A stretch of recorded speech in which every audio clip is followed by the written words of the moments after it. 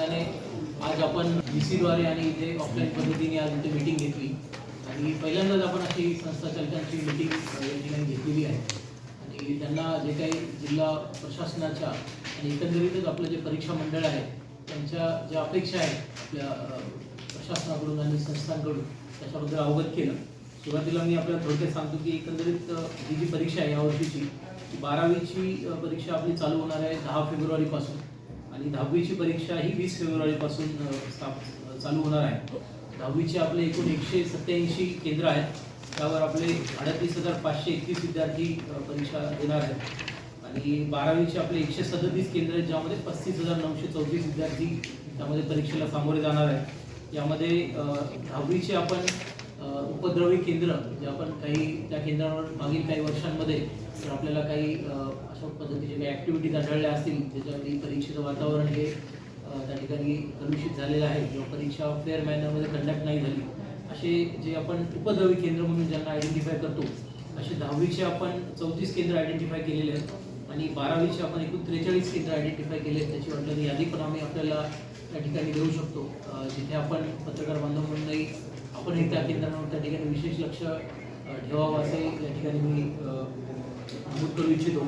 आणि मेन याच्यामध्ये काय आपल्याला की डेटरन्स इफेक्ट जो आहे की CCTV जर असले तर मनामध्ये त्या ठिकाणी परीक्षार्थ्यांच्या आणि जे कोणी त्याला कॉपी करायला प्रत्यक्ष अप्रत्यक्ष मदत करत आहे त्यांच्या मनामध्ये ती भीती त्या ठिकाणी असते। तर असं 85% केंद्रावर ऑलरेडी CCTV आपल्याकडे उपलब्ध आहेत आणि आज जी मी केंद्र चालकांची संस्था चालकांची बैठक घेतली त्यामध्ये त्यांना मी सूचना दिलेल्या आहेत की उर्वरित जे 15% ठिकाणी नाही आहेत त्याचं सुद्धा त्यांनी येत्या 3-4 दिवसामध्ये करावं, जेणेकरून आपल्याला 10वीची जी परीक्षा आपली 12वीची जी परीक्षा आपली 10 फेब्रुवारीला चालू होते येत्या 4-5 दिवसामध्ये, तर त्याच्या आधी हे सगळे केंद्र आपले त्यामध्ये CCTVमध्ये कव्हर झालेले पाहिजे। याच्यामध्ये आणखी काही ठिकाणी आपल्याला असं पण आढळून केंद्र आहे तिथे आपण केंद्रावरचे पर्यवेक्षक जे इन्व्हिजिलेटर आहेत आणि जे केंद्र प्रमुख आहेत त्यांचे पण आपण आदेश बदलतो आहे। वेगवेगळ्या तालुक्यांमधून तिथे आपण पथक आपलं त्या ठिकाणी देणार आहोत। याच्या व्यतिरिक्त जे मनपा क्षेत्रातलं एक संवेदनशील केंद्र आहे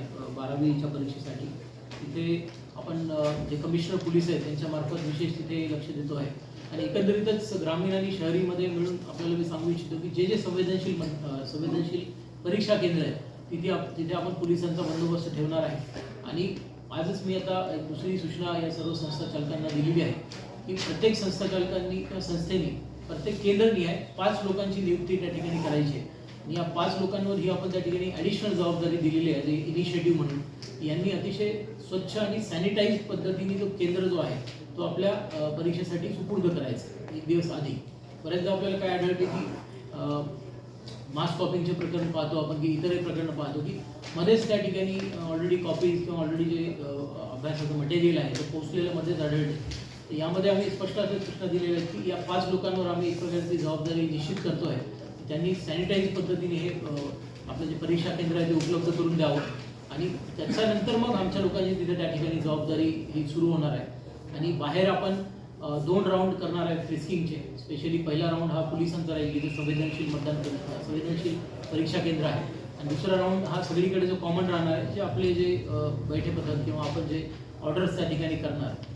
याच्या व्यतिरिक्त आपण भरारी पथकांचं सुद्धा त्या ठिकाणी नियुक्ती या वेगवेगळ्या केंद्रांचं परिचालन करण्यासाठी करणार आहोत आणि याच्या व्यतिरिक्तही आम्ही आमचे जे तहसीलदार आहेत, जे तालुका दंडाधिकारी आहेत, जे उपविभागीय दंडाधिकारी आहेत आणि मी स्वतः आणि इतरही आमचे ग्रामविकास किंवा इतरही वेगवेगळ्या यंत्रणा यांचे ऑर्डर्स काढून आम्ही इंडिपेंडंट पद्धतीने हे सर्व परीक्षेचा कारभार त्या ठिकाणी पार पाडणार आहोत। यामध्ये ही प्रेस कॉन्फरन्स घेण्याचा आणि सर्व संस्था चालकांची ही मीटिंग घेण्याचा जो प्रयत्न आम्ही केला त्याचा उद्देश एकमेव एवढाच आहे की प्रशासनाचा इंटेंट जो आहे आम्हाला जे आम्ही निश्चय केलेला आहे की कॉपी जी काही थोडी बहुत प्रमाणात होण्याची जी प्रकार आहेत जिल्ह्यामध्ये ते सुद्धा नामशेष व्हावे, ते सुद्धा शून्य व्हावे, हाच या मेन आमच्या इनिशिएटिव्हचा त्या ठिकाणी उद्देश आहे।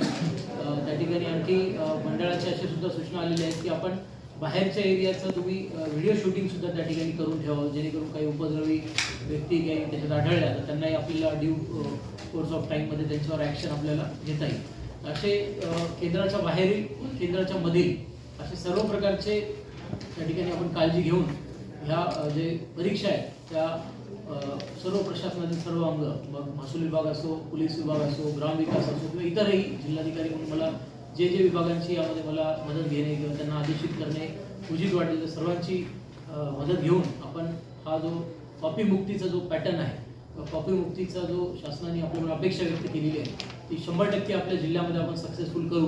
कदाचित याच्यातून थोडा 1-2%, 5% निकाल यावर्षी कमी आला तरी आपल्याला त्याची हरकत नाही, पण निकाल जो आला तो त्या ठिकाणी जेन्युइन निकाल आला पाहिजे. आणि मी आता थोडक्यात जेव्हा मीटिंग घेत होतो आपल्या केंद्रप्रमुखांची, संस्थाचालकांची, त्याच्यात त्यांना एका चित्रपटातल्या एका सीनचा उल्लेख केला जो मी पत्रकार बांधवांसमोर आपल्यासमोर करू इच्छितो. तर सर्व 12th फेल नावाचा, त्याच्यामध्ये आपल्याच महाराष्ट्रात जे सेवा बजावतात असे मनोज शर्मा सरांच्या जीवनावर तो चित्रपट आहे. आणि त्या चित्रपटामध्ये आपण जो पाहिलं की जो हिरो असतो, आपला नायक आहे, तो त्याच्या गावामध्ये किंवा जेव्हा शाळेमध्ये जेव्हा तो असतो तेव्हा अशा पद्धतीच्या कॉपी किंवा अशा पद्धतीने तो परीक्षेला सामोरं जायचा प्रयत्न करत असतो. आणि जेव्हा ह्या साहेबांची पोलीस यांची तिथे जेव्हा भेट होते तिथल्या ठाणेदार म्हणून, आणि तेव्हा ते पकडतात त्या कॉपीला आणि तेव्हा त्याला पश्चाताप होतो. तेव्हा तो विचारतो त्यांना की बाबा मी काय केलं पाहिजे की मी तुमच्यासारखा बनू. तेव्हा ते एका शब्दात एवढं सांगतात की हे छोडना, कॉपी छोडणी पडेगी. ही कॉपी छोडणी पडेगी हेच मेसेज आपल्याला आपल्या सर्वांपर्यंत घेऊन जायचं आहे. मग ते मुलगा असो, मुलांचे पालक असो, झेरॉक्सवाले असो किंवा त्या ठिकाणी कुणी जे प्रत्यक्ष अप्रत्यक्ष त्या ठिकाणी मदत करणार आहे, ही कॉपी छोडणी पडेगी हा मेसेज आपल्या माध्यमातून आपण सर्वांपर्यंत द्यावं. आणि मी पुन्हा एकदा विनंती करतो की हे संवेदनशील केंद्रांची यादी पण आम्ही आपल्यासोबत शेअर करू. आपण एक मीडिया म्हणून त्याच्यावरही विशेष लक्ष ठेवावं. कुठेही काही छोटे मोठेही चुकीचा प्रकार आढळला तर तात्काळ आम्हाला त्याबद्दल अवगत करावं, सो दॅट आम्ही पण विशेष त्याच्यामध्ये घेऊ शकतो. अशा पद्धतीने प्रशासनाची चांगली तयारी आहे आणि इंटेंटसुद्धा आहे, म्हणजे निश्चय आहे. त्यामुळे मला खात्री आहे की आपण हे जे कॉपी मुक्तीचं अभियान आहे जे आपल्या शासनाने चालू केलेलं आहे ते आपल्याला राबवता येईल अशा पद्धतीचा आमचा त्या ठिकाणी प्रयत्न आहे. आणि हेच माहिती आपल्याला आज देणं हे माझं या प्रेस कॉन्फरन्सचा मेन उद्देश आहे.